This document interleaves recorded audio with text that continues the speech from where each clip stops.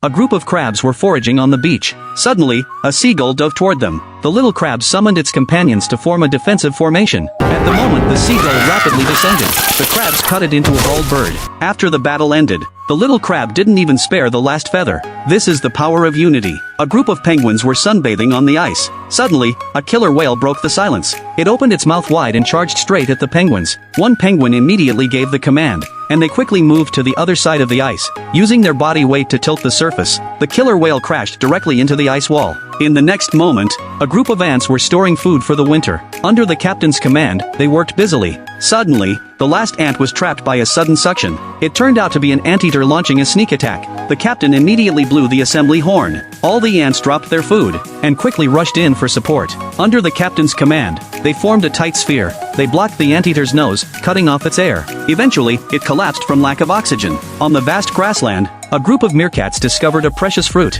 Just as they were admiring their hard-earned prize, a vulture landed on a branch, scaring them back into their burrows. The vulture casually picked the fruit, and flew away under the meerkat's sorrowful gaze. The meerkats were unwilling to give up, and immediately chased after the vulture.